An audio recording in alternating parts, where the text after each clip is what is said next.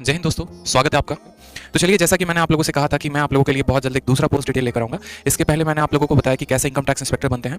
उसके पहले जो है मैंने बताया था कि आपको एएसओ इन एमईओ कैसे जो है वो विदेश मंत्रालय में आप असिस्टेंट सेक्शन ऑफिसर कैसे बनते हो। और आज मैं आपको बताने वाला हूं कि आप असिस्टेंट इन्फोर्समेंट ऑफिसर यानी ईडी में कैसे डायरेक्ट एंट्री पा सकते हैं। ठीक, आज की जो वीडियो है वो हमारी है, इसमें हम पहले पोस्ट डिटेल के बारे में जानेंगे, ईडी के पोस्ट डिटेल के बारे में। और उसके तो जल्दी से मेरी आप सभी से आग्रह है और विनती है और रिक्वेस्ट है कि आप सभी जहां जहां पर हो सके दोस्तों वहां पर इस वीडियो को शेयर कर दीजिए, क्योंकि बहुत ही वैल्यूएबल बात मैं आप लोगों को बताने वाला हूं, एक ऐसी बात जिसकी सच में काफी वैल्यू है और आप सभी जो है इसका इंतजार कर रहे थे।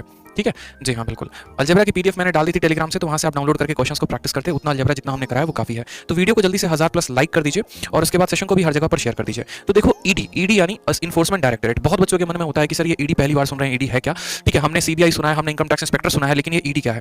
तो देखो यार, सिंपल सी भाषा में अगर हम बात करें तो ईडी एक ऐसी एजेंसी हो गई जो बड़े बड़े मनी लॉन्ड्रिंग केसेस में जो है वो रेड डालती है। जैसे इनकम टैक्स के जो डिपार्टमेंट हो गए वो छोटे छोटे केसेस में रेड्स डालते हैं, लेकिन जो ईडी है, इन्फोर्समेंट डायरेक्टर, वो सीधा बड़े लोगों पर रेड डालते हैं। जैसे बड़े पॉलिटिशियंस हो गए, जैसे हमारे जो दाऊद हो गए। ठीक है, दाऊद जो है वो कौन है? डॉन, जो यहाँ से इंडिया के भाग गए कहीं और पे। तो इनके भाई पे, इनके सिस्टर्स पे या बड़े बड़े पॉलिटिशियंस पे जो रेड डलता है वो ईडी का डलता है। एक एक बात हम इस वीडियो में जानने वाले हैं कि ईडी के लिए आपकी एलिजिबिलिटी क्या होनी चाहिए, किस एग्जाम को देंगे तो आप जो है असिस्टेंट इन्फोर्समेंट ऑफिसर बनेंगे। इसके अलावा यहाँ पर एज लिमिट क्या होगी, पावर क्या होगी, क्या आपको सोशल स्टेटस मिलेगा या नहीं मिलेगा, कितने घंटे आपको काम करने होंगे, पोस्टिंग कहाँ कहाँ पर होगी, सैलरी कितनी होगी। पैसा देख रहे हो, बिल्कुल पैसे की बारिश होने वाली है। तो जल्दी से वीडियो को दोस्तों हर जगह पर शेयर कर दो। ठीक है, बहुत ही वैल्यूएबल बात आप लोग जानने वाले हैं। सबसे पहले बात करते हैं एग्जाम्स के बारे में कि किस एग्जाम के थ्रू सिलेक्शन होगा। फिर उसके बाद हम इस वीडियो में बात करेंगे पावर, फिर बात करेंगे एलिजिबिलिटी, वर्क प्रोफाइल और सैलरी। एक एक पॉइंट पे जानेंगे। तो जैसा कि आप यहाँ पर देख पा रहे हैं एग्जाम के संबंधित, तो एग्जाम देखिए यहाँ पर किस एग्जाम के थ्रू आप ईडी में डायरेक्ट सेलेक्टेड होते हैं। तो अगर आप एसएससी सीजीएल का पेपर देते हैं तो वहां से आप ईडी में सेलेक्ट हो सकते हैं। दो बातें लिखी गई है कि इन्फोर्समेंट डायरेक्टरेट में ऑफिसर्स को दो तरीके से नियुक्त किया जाता है। पहला हो गया कि डायरेक्ट एसएससी सीजीएल के माध्यम से, और नहीं तो दूसरा हो गया अलग अलग डिपार्टमेंट के डेप्यूटेशन की वजह से। जैसे मानो कोई कस्टम में है, एक्साइज में है, या फिर इनकम टैक्स में है, सीबीआई में है, तो वहां से डायरेक्ट ईडी में उन्हें डेप्यूट कर दिया जाता है। ठीक है, ईडी, बिल्कुल वहां से डायरेक्ट डेप्यूट कर दिया जाता है। ईडी की बात करें यहां पर कि सर ईडी का काम क्या है, तो एक ही लाइन मैंने लिखी है सिंपल सा कि ED deals with the cases which involve huge amount of money and powerful peoples. यानी जो मनी लॉन्ड्रिंग होते हैं और बड़े लेवल पर होते हैं और बड़े बड़े लोगों के बीच में होते हैं मनी लॉन्ड्रिंग, किसी ने हवाला के थ्रू पैसे किसी और कंट्री में भेजा जो गलत तरीके से था, जहां पर टैक्स को चोरी करने की कोशिश की गई थी, तो वहां पर भैया सीधे जो ईडी है वो धमक जाता है। ठीक, बात करते हैं एसएससी सीजीएल के पेपर से अगर रिक्रूट होता है तो अगर हमें जो है असिस्टेंट बनना है ईडी में तो हम कैसे बनेंगे। तो देखो, सीजीएल का जो पेपर होता है उसमें होते हैं टियर 1 जो होता है प्री, जिसमें आपको 4 पेपर देना होता है, इंग्लिश, मैथ, रीजनिंग और जीएस। सभी के सभी 50-50 नंबर के होते हैं। सवाल 25-25 पूछे जाते हैं। 1 घंटे का समय होता है। 60 मिनट के अंदर आपको 100 सवाल सॉल्व करने होते हैं। और यहाँ पर जो इसकी कटअफ जाती है, अगर हम अप्रोक्सीमेट बात करें जनरल की कटअफ को लेकर, तो 130-140 के बीच में कटअफ रहते हैं।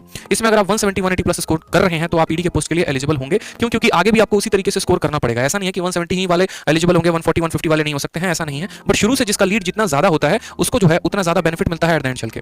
फिर उसके बाद आता है टियर 2 का पेपर। टियर 2 का मतलब हो गया, सीधा सीधा बात करें तो मेंस। मेंस में आपके 2 पेपर होते हैं दोस्तों, एक मैथ का हो गया, एक इंग्लिश का हो गया। दोनों में आपके 200 मैथ्स में आपको 100 सवाल पूछे जाते हैं, इंग्लिश में 200 सवाल पूछे जाते हैं। दोनों पेपर 2 घंटे का होता है और 200-200 नंबर के दोनों पेपर होते हैं। यानी आपका 200 नंबर का प्री हो गया, 400 नंबर का मेंस हो गया। और उसके बाद बात करते हैं डिस्क्रिप्टिव को लेकर, तो डिस्क्रिप्टिव आपका होता है 100 नंबर का, जिसमें 50 नंबर का एक एसे होता है और 50 नंबर में या तो एक लेटर लिखे नहीं तो एक प्रेसी लिखे। 700 नंबर के पेपर में आपका कटअफ जाता है। अगर आप कटअफ की बात करेंगे तो कटअफ मैंने इसलिए यहाँ पर नहीं दिखाया कि ईडी का कटअफ 2013 में कितना गया, 14 में कितना गया, क्योंकि कटअफ में बहुत ज्यादा वेरिएशंस हैं। जब से नॉर्मलाइजेशन हमारा आया है उसके बाद से एक ही ऐसा पेपर हुआ जिसमें फाइनल रिजल्ट अब तक एसएससी ने दिया है, वो है 2018। और 2018 के बिहाफ पे हम जज नहीं कर सकते कि 2019 में कितनी कट हो जाएगी। इस वजह से मैं हमेशा एक ही बात बोलूंगा कि आप जितना मैक्सिमम स्कोर लेकर चल सकते हैं अपने प्री में और अपने मेंस में, आप उतना मैक्सिमम स्कोर करिए ताकि आप जो है यहाँ पर ईडी के लिए नियुक्त हो सके।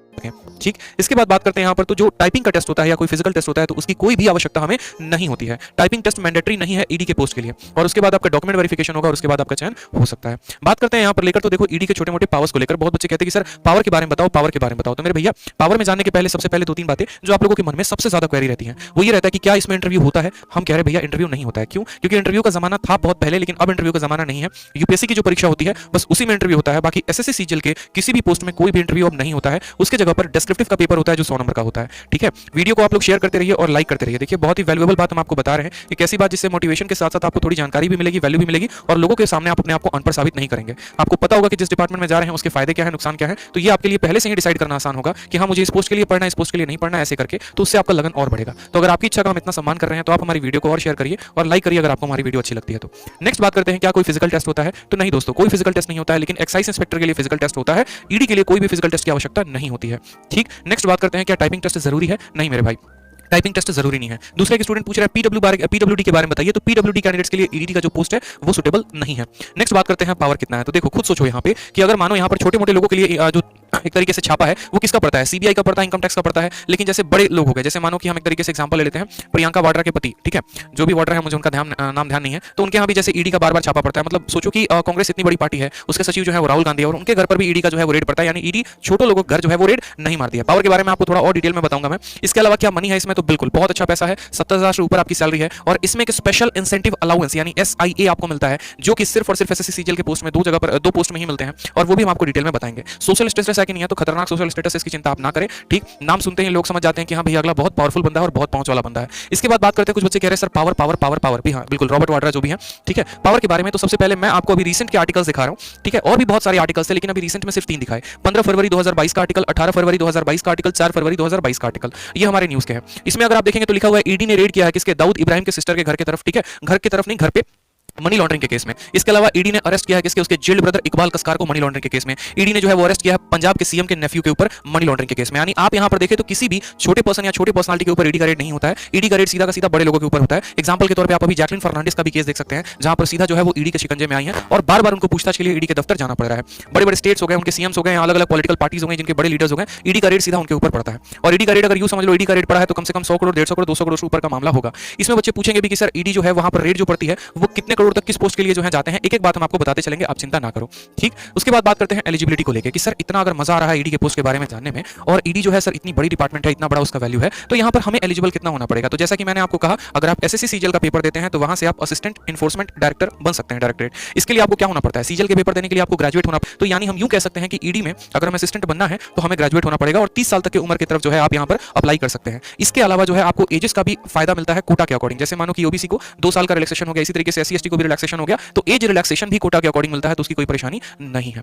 नेक्स्ट बात करते हैं वर्क प्रोफाइल को लेकर, जहां पर सबसे बेसिक इंटरेस्ट आता है कि सर ईडी कह रहे हो आप बार बार रेड वाले टर्म्स यूज कर रहे हो, क्या हमेशा हमें फील्ड जॉब ही करना पड़ेगा या इसमें डेस्क जॉब भी है। अगर मुझे यूपीएससी की प्रिपरेशन करनी है तो क्या मेरे लिए ईडी का पोस्ट सिलेक्शन सही रहेगा। 100 तरह के मेरे भाइयों के बीच में डाउट आता है, सर मैं एक लड़की हूं, क्या मेरे लिए ईडी का जो पोस्ट है वो सही रहेगा। सब बताऊंगा मैं आपको एक एक बात करके, समझिएगा। तो ईडी जो है वो ग्रुप बी ऑफिसर पोस्ट है। एसएससी सीजीएल में जितने भी पोस्ट होते हैं वो या तो ग्रुप बी होते हैं, नहीं तो सी होते हैं। ग्रुप ए कोई भी नहीं होता। ग्रुप ए पोस्ट जो होता है वो यूपीएससी में सीधा का सीधा होता है, ठीक है। ग्रुप बी पोस्ट की जो सैलरी होती है वो 4600 ग्रेड पे होती है। ग्रेड पे आप टर्म धीरे धीरे समझेंगे, डायरेक्ट सैलरी की यहाँ बात नहीं की जाती है, क्योंकि हमारे जो इंडिया है, ठीक है, हमारे जो गवर्नमेंट जॉब है उनमें ग्रेड पे डिसाइड होता है। उस ग्रेड पे के अकॉर्डिंग आपको एक सैलरी मिलती है, फिर उस पर अलग अलग अलाउंस मिलते हैं, ठीक। जैसे आपको हाउस रेंट अलाउंस मिल गया, डेरेंस अलाउंस मिल गया, महंगाई भत्ता हो गया, वो भी अलाउंस जो होता है वो अलग अलग सिटीज पर होता है। जैसे एक्स सिटीज में अलग है, वाई सिटीज में अलग है, जेड सिटीज में अलग है। तो गवर्नमेंट पेमेंट का स्ट्रक्चर ऐसे डिसाइड करती है कि हमने तुम्हारे ग्रॉस सैलरी इतना रख दिया, उसके ऊपर एचआरए लगाया, उसके ऊपर डीए लगाया, उसके ऊपर 100 तरह की बातें लगाई, फिर उसके बाद आपका पैसा अलग अलग स्कीम्स में भी कटता है। जैसे आपके नाम से LIC है, आपके नाम से जो है इंश्योरेंस है, वो कटता है। इन हैंड जो सैलरी आती है हम उसके ऊपर बात करते हैं। तो इन हैंड की जो सैलरी है वो 70,000 से ऊपर की है।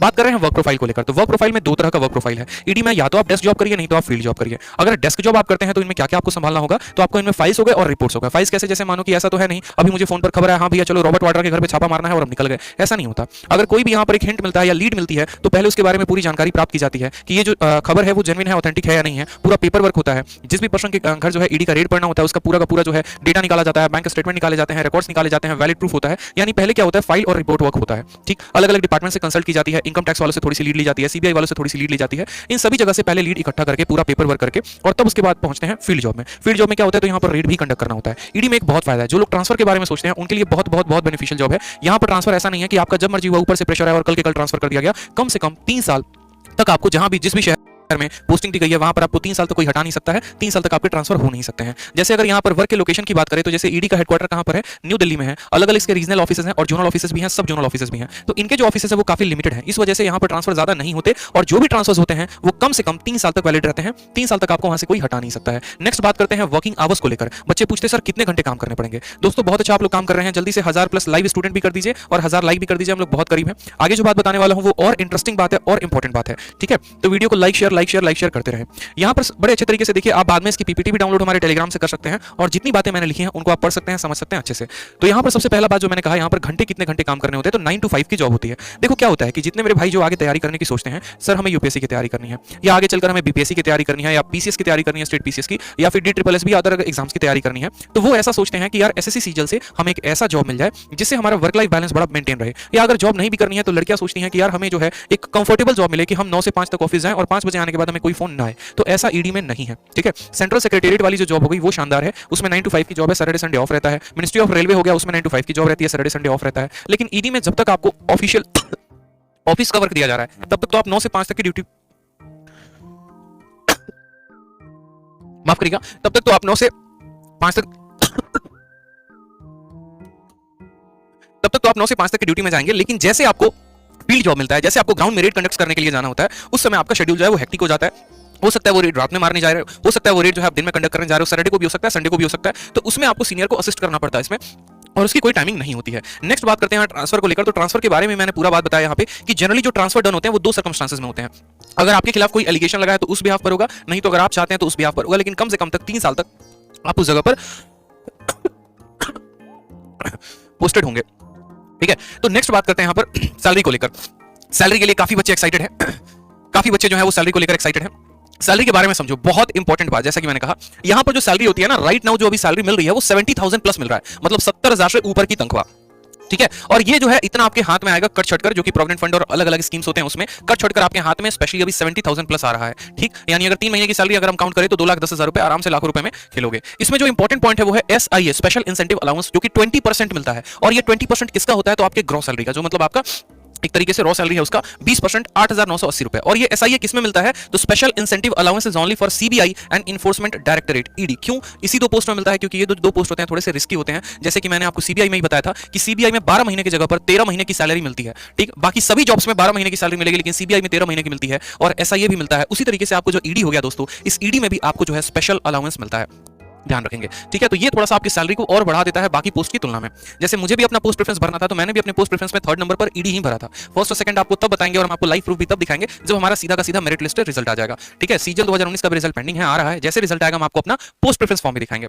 तो ED जो होता है वो काफी अच्छा तरीके से जो है बढ़िया जॉब हो जाता है। इसके पर्क्स के बारे में बात करें कि सर क्या क्या फायदे हैं ED में जॉब करने के, क्या क्या फायदे हैं, हमें क्या क्या बेनिफिट मिल सकता है। तो advantages of SSC CGL assistant enforcement officer यानी AEO के डेजिग्नेशन पर अगर आप लगते हैं तो इसके क्या क्या एडवांटेजेस हो सकते हैं। सबसे पहली बात, आपको बड़े बड़े शहरों में काम करने का मौका मिलेगा। क्यों, क्योंकि जो ED है वो बहुत बड़ी डिपार्टमेंट है, और ये छोटे छोटे शहरों में तैनात नहीं होते। एग्जांपल के तौर पे जैसे बिहार का मानो चंपारण हो गया, या ये सब हो गया, इन जगहों पर आपको डिप्यूटेशन नहीं मिलेगा, कुछ बड़ी सिटीज में ही मिलेगा, जैसे मुंबई हो गया, दिल्ली हो गया, कोलकाता हो गया, बैंगलोर हो गया। तो यहाँ पर बड़े शहरों में जो है आपको काम करने का मौका मिलता है। दूसरी बात, transfer takes place only after 3 years. चाहे आपके ऊपर एलिगेशन लगा है या फिर आपका खुद का भी इच्छा है, तो कम से कम 3 साल के बाद ही आपका ट्रांसफर किया जा सकता है। जिस जगह पर आपकी पोस्टिंग हो गई उस जगह पर आपको 3 साल तक मेंटेन रखा जाता है इस जॉब में। नेक्स्ट बात करते हैं यहाँ पर, तो large amount of money dealing per day.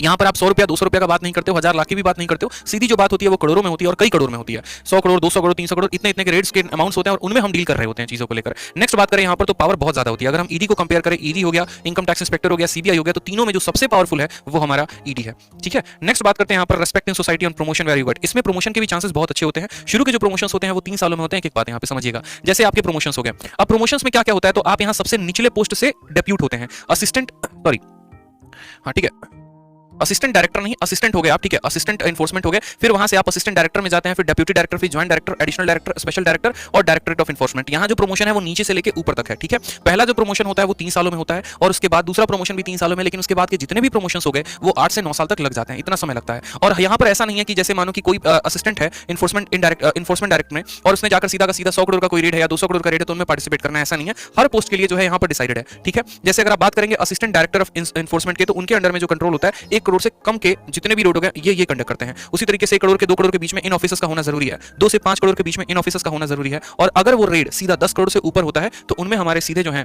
वो डायरेक्टर ऑफ इन्फोर्समेंट यानी जो डायरेक्टर हो गए वो सीधे के सीधे पार्टिसिपेट करते हैं। तो इनमें भी बहुत सारी बातें जो होती हैं वो ध्यान रखना पड़ता है। एक प्रॉपर ऑर्गेनाइजेशन, एक प्रॉपर सिस्टम है जिसके तहत आप काम करते हैं। ठीक है, चलिए, तो कैसा लगा आपको ED के बारे में बताइए जल्दी से। क्या कुछ और आपके मन में सवाल है? ठीक, बताइए, क्या कुछ और आपके मन में सवाल है? बताइए। पैसा बहुत है, बिल्कुल पैसा बहुत है। मैं बार बार आप लोगों को एक बात कहता हूं कि देखो यार, जिंदगी आगे चलकर बहुत खूबसूरत होने वाली है, बस आप एक बार मेहनत तो करो। अगर आपके सिलेक्शन की झांकी हम आपको पहले दिखा दें कि हाँ आप एक बार इस पोस्ट में तैनात हो जाते हैं, आप यहाँ पर इस तरीके से सिलेक्टेड हो जाते हैं, आप बड़े बड़े शहरों में काम कर रहे हैं, आपके पास अपनी गाड़ी है, आपके पास अपना बंगला है, आपके पास जो है अपने जो है नौकर चाकर हैं, एक तरीके से बहुत बड़ा सोशल स्टेटस है, तो शायद आप अभी से मेहनत करना शुरू कर दें। आप एक उन चीजों को इमेजिन करिए, उन सपनों में जीना सीखिए एक बार, आपको बहुत अच्छा लगेगा। सोचो कि अगर आपको सुनकर इतना फील आ रहा है, इतना ज्यादा जो है आप रोंगटे आपके हाथ पैर के खड़े हो चुके हैं, इतना ज्यादा मोटिवेटेड फील कर रहे हैं, तो एक पल के लिए जरा दोस्तों ये सोचिए कि अगर आप एक असिस्टेंट बन जाते हैं तो आपको कितना ज्यादा वैल्यू मिलेगा। आप अपने समाज में, आप अपने दुनिया में, आप अपने घर में एक बहुत बड़ा, आप अपने कंट्री में एक बहुत बड़ा मैसेज जो है वो दे सकते हैं। इसके अलावा एक और बात बता दे तो ये कोई यूनिफॉर्म पोस्ट नहीं है, इसमें कोई यूनिफॉर्म नहीं मिलता है, इसमें कोई गन भी नहीं मिलता है, आपको कोई वेपन्स भी नहीं मिलता है। ठीक है, तो देखो जैसे कि मैं हमेशा बोलता हूं कि यार पर्सन टू पर्सन डिपेंड करता है। जैसे ऐसा नहीं कि कोई घर में किसी बच्चे की जन्म हुई तो ये फुटबॉलर ही बनेगा, इंजीनियर ही बनेगा, डॉक्टर ही बनेगा। इसी तरीके से अगर आपका इंटरेस्ट अलग अलग एक्टिविटीज में है, जैसे किसी को एडवेंचरस जॉब पसंद है तो वो CBI में जाए, CBI में आपको गन भी मिलता है, CBI में आपको अलग अलग चीजें सीखने को मिलती हैं। सबसे लंबा जो ट्रेनिंग होता है वो CBI में होता है। अगर आपको पैसे के वाले जॉब चाहिए तो आप एक्साइज में जा सकते हो, जहां पर ऊपर की भी कमाई बहुत है और इसके अलावा भी कमाई बहुत है। ईडी में भी आप जा सकते हो, इनकम टैक्स में भी आप जा सकते हो। अगर आपको अलग अलग शहरें घूमना पसंद है, जैसे आपको इंडिया में नहीं रहना, इंडिया से बाहर जाना है, अलग अलग कंट्रीज को देखना आपका सपना है, टूर जो है वो आपका सपना है, ब्लॉगिंग करना आपका सपना है, ठीक है, अलग अलग कंट्रीज के कल्चर्स देखने हैं, अलग अलग स्टेट के कल्चर्स देखने हैं, तो आप मिनिस्ट्री ऑफ एक्सटर्नल अफेयर में जाइए। अगर आपको फील्ड जॉब की जगह पर डेस्क जॉब करना है, आपको अपना वर्क लाइफ बैलेंस बहुत अच्छा चाहिए, तो आप मिनिस्ट्री ऑफ एक्सटर्नल अफेयर को ज्वाइन कर सकते हैं, सेंट्रल सेक्रेटेरिएट को कर सकते हैं, आप जो है मिनिस्ट्री ऑफ रेलवे को ज्वाइन कर सकते हैं। तो अलग अलग पोस्ट होते हैं आपके सीजीएल में। तो इसलिए मैं हमेशा कहता हूं, बच्चे पूछते भी हैं कि सर एसएससी वर्सेस बैंकिंग मेरे लिए कौन सा सही रहेगा। मैं बोलता हूं देखो, अगर बैंकिंग में अगर आपको चाहिए कि नहीं सर मुझे फिक्स टाइम जॉब करना है और मुझे बस ऑफिस जाना है, वहां से आना है और टाइम टू टाइम प्रमोशन चाहिए, लेकिन अगर लाइफ में आपको एडवेंचर चाहिए, लाइफ में अगर बहुत कुछ बड़ा करना है, थोड़ा सा मिर्चा मसाला जिसको बोलते हैं ना, मतलब एडवेंचर, तो आप जो है वो सीजीएल के पोस्ट में जरूर जाओ। हर साल वैकेंसी आती है, अच्छी खासी वैकेंसी होती है। बैंकिंग की वैकेंसी अगर हम बात करें तो एक पल में 11,000 12,000 आते थे, अब सिर्फ 1100-1200 आते हैं। और सीजीएल में जहां तक अगर हम बात करें तो 8,000 से 10,000 के बीच में वैकेंसी रहती है, तो यहां पर अपॉर्चुनिटीज होता है। लेकिन एसएससी में अगर हम बात करें तो कंपटीशन भी थोड़ा सा ज्यादा है, लोग भी बहुत ज्यादा यहां पर कंपीट करने के लिए थोड़ी मुश्किलें बढ़ सकती हैं। लेकिन जो एस्पिरेंट ढंग से, इज्जत से, दिल से मेहनत करता है, उसके लिए कोई भी चीज नामुमकिन नहीं है, ठीक है। तो ये चीजें थोड़ी सी जो है दोस्तों हमें पहले से ही डिसाइड करके रखना पड़ता है, ये हमें थोड़ा सा मोटिवेशन देती है। जैसे यूपीएससी की अगर मैं प्रिपरेशन की बात करूं कि मुझे भैया यूपीएससी में मानो की तैयारी करनी है, तो ऐसा नहीं है कि मैं यूपीएससी की तैयारी कर रहा हूं, इसका मतलब मुझे पहले से थोड़ा क्लियर अप होना पड़ेगा कि यार इतने नंबर तक पढ़ूंगा तो हो सकता है कि आईपीएस बन जाऊं, इतने नंबर तक पढ़ूंगा तो आईएएस बन जाऊं। तो एक गोल, एक विजन, एक एम पहले से सेट करके उस अकॉर्डिंग पढ़ाई करनी पड़ती है कि ताकि यार कम से कम हम कोशिश करें कि हमेशा मैक्सिमम अचीव कर सके, ताकि हमसे सबसे बड़ा पोस्ट जो है वहां पर हमें मिल सके। तो आप लोगों से भी मेरी विनती होगी कि जब आप पढ़ाई करते हैं तो इन चीजों के बारे में थोड़ा सा सोचा करें। और साथ में आप सभी के पेरेंट्स से मैं पहले भी रिक्वेस्ट कर चुका हूं और आज भी मेरी ये वीडियो इतना जरूर दिखाएं अपने पेरेंट्स को। आप सभी के पेरेंट्स से मेरी एक विनती है, और विनती यह है कि अपने बच्चों पर ज्यादा दबाव ना डालें। देखो यार, सिंपल सी बात है, मेरे टाइम पर मेरे पापा हमेशा एक बात कहते थे कि लोड मत ले। लोड इसलिए नहीं लेना है क्योंकि तुम कोई बहुत बड़े इंसान के बेटे नहीं हो, ठीक है, तुम कोई अंबानी के बेटे नहीं हो, तुम कोई टाटा के बेटे नहीं हो, तुम एक किसान के बेटे हो। यानी समझ लो किसान के बेटे ज्यादा लोड नहीं लेना। अगर कुछ नहीं भी हुआ ना तो कुछ नहीं जाएगा, लेकिन अगर तुम कुछ बन गए, अगर तुम कुछ बन गए, कोई बड़े ऑफिसर बन गए, बड़े अधिकारी बन गए ना, तो शायद तुम नाम कर पाओगे। इसलिए इस बात को ध्यान रखो, आप अपने बच्चों को, जितने भी पेरेंट्स हैं, आप अपने बच्चों को सपोर्ट करो। नहीं हुआ कोई बात नहीं, तुम कर लोगे, मुझे पता है, ठीक है। आप सच में नहीं जानते कि बच्चे के ऊपर कितना प्रेशर है आज के टाइम में। प्रीलिम्स को क्लियर करना अपने आप में बड़ी बात है, प्रीलिम्स के बाद मेंस को क्लियर करना अपने आप में बड़ी बात है। उसके बाद डिस्क्रिप्टिव में जब आप बैठते हैं ना, आपके हाथ पैर कांपते हैं सर, बहुत स्ट्रगल है, बहुत कंपटीशन है, एक एक पॉइंट पर कंपटीशन है। तो बच्चा ऑलरेडी इतना प्रेशर झेल रहा है, कुछ बातें कह के आप उन पे प्रेशर ना क्रिएट करो। उल्टा आप उनसे ऐसे मजाक कर सकते हो, और इनकम टैक्स लग गया तो हमें याद रखेगा नहीं रखेगा ये बताओ, हमें अपने पास रखोगे या नहीं रखोगे ये बताओ। तो इससे थोड़ा सा उनका मनोबल बढ़ेगा। जो यहाँ का फ्रस्ट्रेशन है और जो यहाँ का फियर है, ये दोनों चीजें थोड़ी सी कम होंगी, रूह को सुकून मिलेगा। उसके बाद उसकी तैयारी देखो कितनी दोगुने लेवल पर होगी। लेकिन जहां आप उसके अंदर प्रेशर क्रिएट करना शुरू करेंगे, एक साल हो गया तैयारी करते हुए, तेरा कुछ नहीं हुआ, तो वहां से वो खुद के अंदर नेगेटिव होना शुरू हो जाता है, उसको खुद पर शक होना शुरू हो जाता है। तो इस बात को ध्यान रखिए। आप सच में अभी के माहौल को नहीं जानते हैं, कंपटीशन कितना है, तो अपने बच्चे को सपोर्ट करें मेरे भाई, ठीक है। और जितने मेरे भाई यार दोस्त इस वीडियो को देख रहे हैं, उनसे भी मेरी आग्रह है कि देखो अगर चीजें हैं तो इतना नेगेटिव नहीं होना है। एक पेपर नहीं होता है तो इसका मतलब ये नहीं है कि आपकी किस्मत कहीं और जो है डूब गई है। आपकी हो सकता है किस्मत कहीं और लिखी गई है, ठीक। अगर कोई आपको ताने देता है, कोई आपको बेइज्जती करता है, कोई आपको कुछ भी बोलता है ना मेरे भाई, तो इसका मतलब ये नहीं कि आप सबसे बुरे इंसान हो या आपसे कुछ हो नहीं सकता है या सबसे नाकामयाब इंसान हो। सिंपल सी बात समझो, दुनिया में जितने भी बड़े लोग बने हैं, जितने भी बड़े लोग बने हैं, एक एग्जांपल दिखाओ, महात्मा गांधी, ठीक, स्वामी विवेकानंद, चाणक्य, जितने भी बड़े लोग बने हैं सबकी भाई बेइज्जती हुई है। अगर धनानंद ने चाणक्य की बेइज्जती नहीं की होती तो चाणक्य कभी किंग मेकर नहीं होते। अगर टांगे वाले ने महात्मा गांधी को टांगे पे से उठा के नहीं बाहर किया होता, ठीक, तो महात्मा गांधी इतने बड़े राष्ट्रपिता नहीं बनते। जब वो भारत में आए, जब उन्होंने अपने जाति की पहचान कराई, टांगे वाला उनको उनके घर तक ले जाने से मना कर दिया, उनकी वहीं पर बेइज्जती हुई, कहा तुम महान जाति को, तुम उतरो यहाँ से। तब उन्होंने इतना बड़ा भारत में नाम कमाया, ठीक। चाणक्य को आप जानते हैं कि उनकी धनानंद ने कितनी बेइज्जती की थी, उसके बाद उन्होंने अपनी जो चोटी है वो खुला रखा और कहा जब तक तुम्हारी गद्दी से तुम्हें हटा नहीं देता तब तक मैं अपनी चोटी बांधूंगा नहीं। तो बेइज्जती होती है तो वो अच्छी बात है, इस बात को ध्यान रखो। बेइज्जती हो रही है तो एक बहुत अच्छा पॉइंट है, बहुत एक सही पॉइंट है, यानी आप आगे बढ़ेंगे, ठीक है। तो छोटी छोटी बातों पर ध्यान दें। फेलियर्स हो गए, ये चीजें हो गई, तो यार इतना फोकस नहीं करना इन चीजों के लिए। आपके लिए बहुत बड़ा चीज रखा हुआ है, मेहनत करिए, जरूर मिलेगा, मेहनत करिए, बहुत आगे जाएंगे आप, ठीक है। छोटी छोटी बातों का ध्यान रखा करें, अपने स्ट्रैटेजीज के ऊपर, अपने टारगेट के ऊपर, अपने मॉक टेस्ट के ऊपर, अपने रिजल्ट के ऊपर, इन पॉइंट्स पर फोकस करें, ठीक है। दुनिया की कोई ताकत आपको पीछे नहीं कर सकती है। जो आप हैं वैसा कोई नहीं है, ठीक है। जो आपके अंदर पोटेंशियल है, जो आपके अंदर पावर है, ऐसा किसी के अंदर नहीं है, क्योंकि अगर किसी के अंदर होता तो आपके जैसा दूसरा कोई ना कोई होता। आप कर सकते हैं, अपने आप पे बिलीव रखिए, बढ़िया से पढ़ाई करिए, ठीक है। चलिए, बहुत अच्छी बात है, ठीक है। सर आपकी क्लास सीएचएसएल और सीजीएल के लिए कितनी इफेक्टिव है? मेरे भाई बहुत ज्यादा इफेक्टिव। आप मन लगाकर पढ़ो ना, तो मैं आप लोगों के लिए जान डाल चुका हूं सीरीज में। और क्या चाहिए आप मुझे ये बताओ पहले, और क्या चाहिए? मैं आप ही लोगों के लिए तो हूं यहाँ पे, और किसके लिए हूं? मैं खुद एक सीजीएल सेलेक्टेड पर्सन हूं जिसने अलग अलग जॉब्स क्वालिफाई कर रखे हैं। सीजीएल के हर पेपर में 50-50-50 है मेरे, सीएचएसएल के हर पेपर में 50-50-50 है, मेंस में 227 है मेरे मैथ्स में। तो एक क्वालिफाई करने का एक्सपीरियंस है, समझाने का तरीका है। 60 दिन 60 मैराथन कैप स्पेशल सोर्स को देखो, जिसमें मैं मैथ पूरा का पूरा करा रहा हूं। आपको काफी ज्यादा बेनिफिट मिलने वाला है दोस्त, बहुत ज्यादा बेनिफिट मिलने वाला है।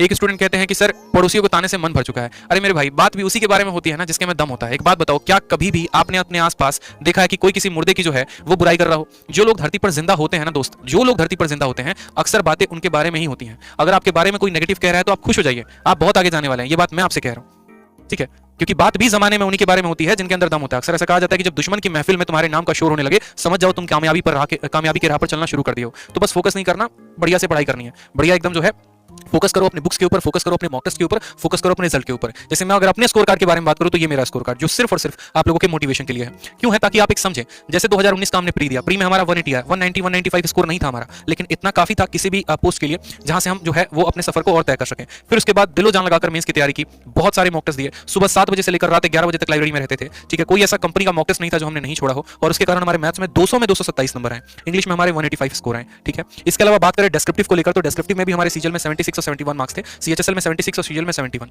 तो ये तभी संभव हो पाया जब उस तरीके से हमने आंसर्स राइटिंग के ऊपर फोकस की, उस तरीके से हमने मॉक टेस्ट लगाए। ठीक है, हर संडे जो हम वीडियोस लेकर आते हैं उसमें भी हम आपको गाइडेंस देते रहते हैं अच्छे तरीके से कि आपको पढ़ाई कैसे करना है, किन किन बातों के ऊपर फोकस करना है। तो ये जो स्कोर कार्ड है, चाहे वो सीजीएल का हो, चाहे वो सीएचएसएल का हो, या मैथ में 50 में 50, इंग्लिश में 50 में 50, रीजनिंग में 50 में 50, ये सभी एक मोटिवेशन कार्ड है आप लोगों के लिए। ठीक है, ताकि आपको भी मेहनत करना है, आपको भी उस डिपार्टमेंट में जाना है। जब वो वर्दी आपके बदन पर चढ़ेगी ना, तो उसके सितारों का मजा कुछ और होगा। कहते हैं ना कि few stars on the shoulder are better than million stars in the sky। कंधे के चंद्र सितारे आसमान के उन लाखों करोड़ों सितारों से बहुत खूबसूरत लगते हैं। तो वो सितारे जब चमचमाएंगे, जगमगाएंगे, तो वो ज्यादा आपको खुशी देगा। ठीक है, तो इस तरीके से ध्यान रखा करो मेरे भाई।